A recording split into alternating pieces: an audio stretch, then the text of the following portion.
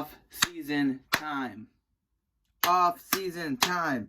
Off-season time. It's 2020 off-season, ladies and gentlemen. I know the playoffs are still going, but for us, it's the off-season, and honestly, it's a good thing that it is because we have a lot to look at. What's going on, everybody? It's Sacred Eagle.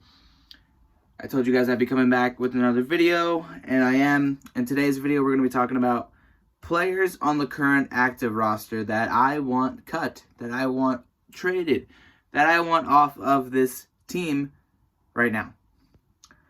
There's not a lot, so the video won't be too long, but there are a few that I really want to focus on because they are big-time names that were once upon a time big contributors to this team that now are not doing much. And, of course, a lot of guys that are injured as well that haven't been able to stay healthy. We know that this team has been one of the older teams, and it's time to get younger. You know, it's time to really get younger as a team, as an organization. It's time to get younger. It really is. The roster can't be this old anymore because there are a lot of guys that you can't rely on with health, except for one, and I'll get to him in a minute. But if we're going right down the roster, right, if we're going right down the depth chart, the biggest question mark at quarterback is not Carson Wentz, obviously. It's Josh McCown, and it's the backup role. Who's going to be the Eagles' backup quarterback next year? Is Josh McCown going to return for an 18th season, 41 years old? I don't think so. And if he does, good for him. Honestly, he did what he had to do. He did all that he could do yesterday in the loss, so you can't fault him for that. Team's too injured. Even with Carson Wentz, and it would have been a struggle to score in the red zone. Would Carson have done it? Most likely, I believe he would have, but Josh McCown is going to be a free agent. Who's going to be the backup quarterback? Let me know who you guys think should be the backup quarterback moving forward, because I don't believe in Nate Sudfeld. I really don't. I don't like him at all. Everybody doesn't like him. Running back position, we've all spoke very highly about Jordan Howard, but with the injury that he sustained mid-year and the amount of games that he missed, I think it's safe to say that we want him to be released. And it's not his fault.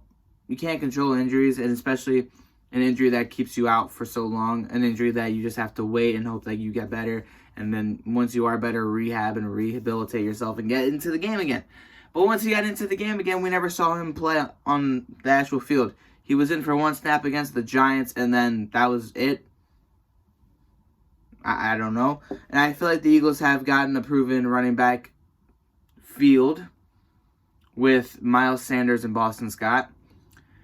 I know Darren Sproles is going to retire. He's on IR. Corey Clement, he's a question mark. He's on IR. I don't know what we're going to do with him. I don't know if we're going to be willing enough to keep him or not. So we'll see what happens there. But then you got Elijah Holyfield, who I feel like deserves a shot. He was inactive during the playoff game because he just got here. So we'll see what happens with him as well. But I think Boston Scott and Miles Sanders are your two running backs for the future, and I think that we should keep those both at least. Wide receiver, here's where I really wanted to focus this video, since we're only talking about offensive players as well, to keep this video short. Your wide receiver core at the end of the year, healthy, starting, Greg Ward, Arcega-Whiteside, what's his name? I don't even know how to pronounce it. Deontay Burnett, whatever his name is, the Burnett, number 16, Robert Davis, and Shelton Gibson. Those were your guys. And at the start of the year, you had Deshaun Jackson as your, number 2, I guess. Jeffrey as your number 1, Aguilar as your 3rd, and then Arcega-Whiteside as your 4th, Matt Collins as your 4th, Arcega-Whiteside as your 5th. 3 of those guys ended up getting hurt and not playing for the rest of the season. And 2 of them I want gone. I want Alshon Jeffrey gone. I want his ass out of Philly. And then I want Nelson Aguilar to be out of here. I want him out of Philly. Deshaun Jackson, I want him to stick around because even if he's injured or not, I want him to finish out his career in Philly because this is where he belongs. He should have never left. And the injury is essentially like karma for him leaving, especially with all the amount of times he's burned us in other uniforms, the Redskins games, the Tampa Bay game in 2018. It just felt like that was going to happen. And it felt kind of inevitable. But now moving forward, we should keep him and see what happens. I feel like he not only brings such a big presence and spark to the team, but he's definitely worth sticking around in Philadelphia because this is where he should have been his entire career. We should have never let him go. Thank you, Chip Kelly, for ruining that. But Jeffrey and Nelson Aguilar, I want gone. I want Greg Ward promoted to a starting job. I want Arcega-Whiteside to get more of a shot. Same with Shelton Gibson. Shelton Gibson got cut way too prematurely, and we kept Matt Collins for God knows what reason. Clearly, that was the biggest mistake as far as depth-wise. We're not talking about not getting anybody because that was a big mistake as well, but you know what I mean.